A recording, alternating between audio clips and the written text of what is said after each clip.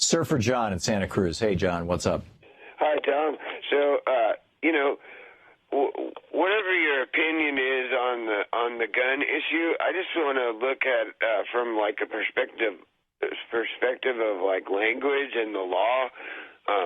Like, I guess you would have to repeal the Second Amendment, because from my perspective, if I was the judge and you were coming to me as a lawyer and you were saying that the Second Amendment is about well-regulated militia, and since we don't have a well-regulated militia, it doesn't apply.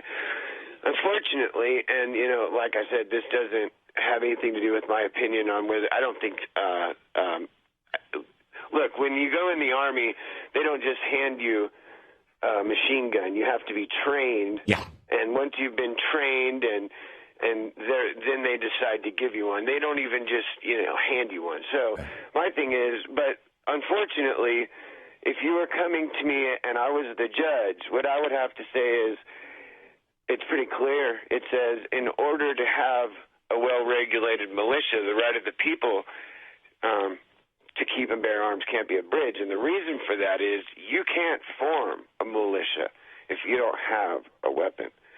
So I think what the Second Amendment is saying there, that it's just talking about access to weapons in order to form a well-regulated militia. Yeah, that's quite clear. And again, I reference you to the piece that I wrote in it's in Truth Out right now. Right. We did it as a daily take last night on TV, which is that the principal two reasons for the Second Amendment, the main reason and what originally got it on the list, and you can go back to 1787 to around Christmas time of 1787 and read the letters between James Madison and Thomas Jefferson. Jefferson at that time was our U.S. envoy to France. He was in Paris. Madison was leading he was running basically the Constitutional Convention, or at least he was keeping the notes, shall we say. And we call him now the father of the Constitution.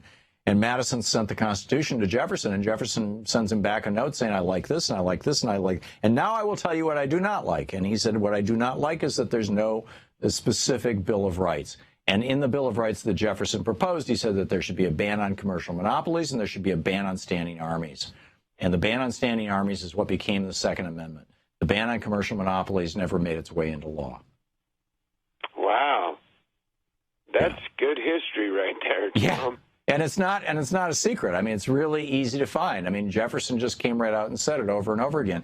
And again, you'll see a quote, I think one of Jefferson's quotes in the piece that I wrote yesterday. I might have had to cut it out, but because it got a little long, where, he talked about how standing armies have always been during times of peace, have always been the instruments of mischief. The democratic governments throughout history repeatedly have been overthrown. We call them military coups. They've been overthrown by their military. And he did not want there to be a standing army unless we were at war, which means a citizen's militia. You combine that with the slave patrols, and you got the Second Amendment. You're listening to Thom Hartmann. To watch more clips from our programs, hit the Watch More Videos button over here. And please be sure to hit the handy-dandy subscribe button so you'll always be up to date. Tag, you're it.